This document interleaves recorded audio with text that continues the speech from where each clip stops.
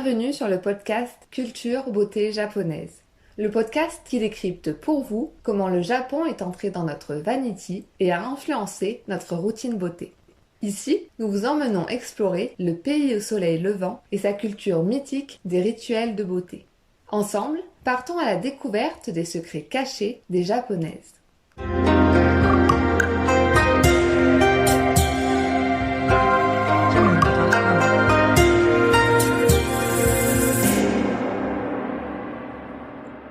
Bonjour à toutes et à tous.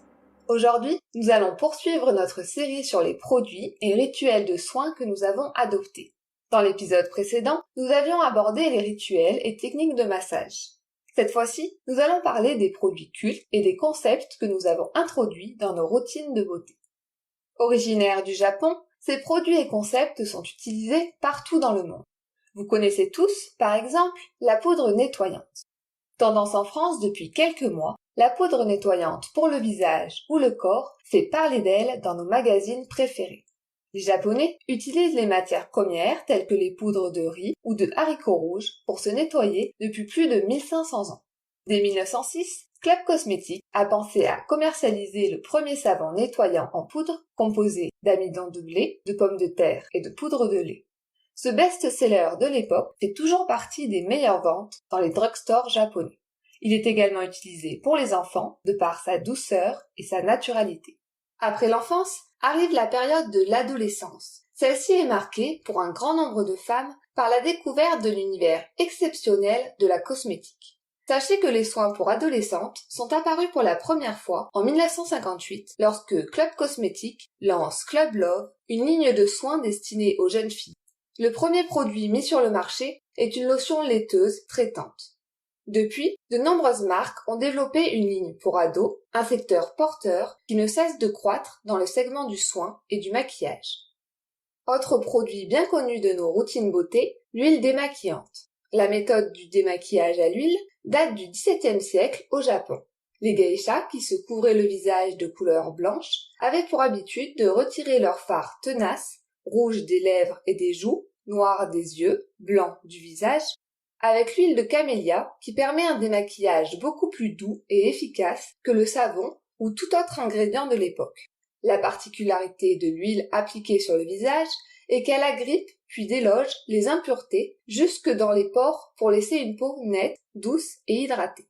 C'est en 1967 que Shu Uemura, make-up artiste connu et reconnu, a repris cette méthode de démaquillage ancestrale pour commercialiser la première huile démaquillante sous le nom de Unmask. Puis, ce fut au tour de DHC en 1980 avec sa célèbre Deep Cleansing Oil, qui est très vite devenue la star des démaquillants au Japon. Le boom des huiles démaquillantes incite de plus en plus de marques à en produire et cette nouvelle gestuelle est entrée dans nos routines de démaquillage. On peut aussi parler des célèbres masques en tissu. Développés par SK2 en 1981 et inspiré des rituels de soins des geishas, le masque en tissu a révolutionné le monde des cosmétiques. Le boom des masques en tissu est arrivé en France vers 2010 avec la vague K-Beauty ou Korean Beauty qui s'est emparée de ce concept pour nous les faire découvrir. Comment fonctionne le masque en tissu ? Afin de faire pénétrer leur crème, les geishas se couvraient le visage de linge chaud et humide, qu'il soit en fibre, cellulose, coton ou pulpe de coco. Ils sont toujours imbibés ou infusés dans un cocktail d'ingrédients actifs, généralement hydratants ou traitants, d'une problématique de peau.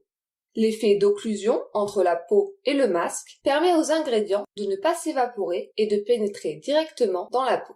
Ensuite, parlons d'un actif très réputé en cosmétique. Je parle bien sûr de l'acide hyaluronique. À l'origine, utilisé pour la chirurgie ophtalmique, c'est un puissant hydratant qui comble les espaces intercellulaires et participe à l'hydratation et la cohésion des tissus cutanés. Nous devons cette introduction de concentré hydratant dans nos produits de soins au laboratoire Paula Cosmétique, qui a été le premier à introduire l'acide hyaluronique à usage cosmétique en 1982. Autre produit bien répandu dans notre quotidien, la poudre correctrice de teint.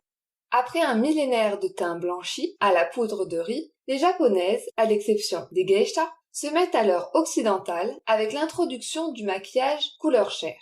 Soucieuses d'un teint parfait, sans défaut, Dès 1917, Shiseido a conçu un éventail de 7 couleurs de poudre, Rainbow Face Powder, pour améliorer la tonalité de chaque problématique de teint. La palette se décline en pastels de rose, mauve, bleu, vert, jaune, orange et blanc. Aujourd'hui, on ne compte plus le nombre de marques qui proposent à leur tour des correcteurs de teint. Parfois moins utilisée, mais très importante, il y a la crème protectrice UV. Uvioline fut la première crème de protection solaire élaborée par Shiseido en 1923. La crème Uvioline a été pensée dès 1915, influencée par la quête japonaise de la peau blanche, Byaku, et conscient des méfaits des rayons sur la peau, a poussé les chercheurs à trouver une formulation qui protégerait la peau des UV et qui préserverait ainsi la couleur claire de l'épiderme. C'est enfin, en 1972, lors d'une conférence internationale sur la lumière et la peau, que Shiseido a pointé le doigt sur les dangers que le soleil pouvait avoir sur la peau. L'indispensable de nos trousses de maquillage, le pinceau kabuki. Ce pinceau tire son nom du théâtre japonais traditionnel kabuki. Depuis le XVIIe siècle, il est utilisé pour déposer uniformément la poudre de riz blanche sur tout le visage des acteurs. Ce pinceau large, court et rond, au poil naturel très souple, a la spécificité de prélever et de déposer de la poudre avec précision dans les moindres recoins du visage. Il est utilisé pour l'application des poudres, blush et des fonds de teint poudre. Le résultat est net, naturel et mat. Vous connaissez tous l'éponge konjac? Le konjac, ou konnyaku en japonais, est une plante dont le rhizome est consommé et utilisé dans la pharmacopée traditionnelle chinoise et japonaise depuis plus de 1500 ans pour traiter le cancer et le diabète. De texture gélatineuse, il est composé à 97% d'eau et de fibres glucomanane qui a le pouvoir d'absorber plus de 100 fois son volume d'eau, de réduire les taux de lipides, de glucides dans le sang. Son détournement en éponge date de plus de 100 ans au Japon. Fabriquée depuis ces fibres mélangées avec de l'argile ou d'autres ingrédients, elle était utilisée pour les bains des nourrissons pour sa douceur et sa neutralité. Noire, verte, rouge, blanche, au charbon, au thé vert ou encore au yuzu. Aujourd'hui, on ne compte plus le nombre de marques qui se sont appropriées la petite éponge konjac que l'on retrouve jusque dans notre salle de bain. Réputée pour exfolier la peau en douceur, elle retire peau morte et points noirs sans agresser l'épiderme. Accessoire beauté indispensable de notre sac à main, le papier matifiant ou aburatorigami est un papier traditionnel japonais utilisé dès le IXe siècle par les artisans d'or qui s'en servaient pour protéger les feuilles d'or de l'humidité destinées à la construction des paravents et des temples. C'est au XVIIe siècle que le papier connut un vif succès auprès des acteurs du théâtre kabuki et des geishas qui pouvaient enfin garder leur maquillage intact pendant leur représentation en absorbant l'excès de sébum et la transpiration. Le premier artisan à commercialiser ces feuilles pour l'usage cosmétique est Yojiya en 1904. Aujourd'hui, le papier absorbant est fabriqué à base de feuilles de chanvre de manille réputées pour leur résistance et qualité d'absorption. Depuis peu, on peut se procurer un carnet de papier matifiant à glisser dans le sac à main auprès de toutes les marques de soins et de maquillage. Pour finir, parlons de l'essence de soin. Concept marketing lancé en 1980 par Escatu dans le but de commercialiser son essence de soin Secret Key2 au Pitera, une recette issue de la fermentation du riz qui hydrate et pénètre au cœur de la peau. L'essence cosmétique est de texture visqueuse, légèrement moins concentrée que le sérum. Elle s'applique après la lotion et avant le sérum. C'est un pré-soin qui permet d'hydrater et de mieux faire pénétrer les principes actifs des produits suivants. L'essence est devenue une nouvelle étape dans notre rituel beauté. C'est ainsi que se termine notre 7e épisode de Culture Beauté japonaise.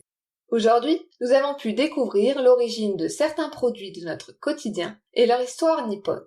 De la poudre nettoyante à l'acide hyaluronique jusqu'à l'essence de soin, les Japonais ont eu un rôle majeur dans le développement des produits cosmétiques. Et vous, quels sont les produits et concepts japonais que vous avez intégrés à votre routine beauté? Pour en savoir plus sur les cosmétiques japonais, nous vous invitons à nous rejoindre sur Instagram et Facebook. N'hésitez pas à nous contacter par mail à l'adresse contact@bijin.com si vous avez la moindre question. Nous serions heureux d'y répondre. Nous espérons que vous avez passé un agréable moment à nos côtés. On vous remercie pour votre écoute et on vous dit à la semaine prochaine pour un nouvel épisode.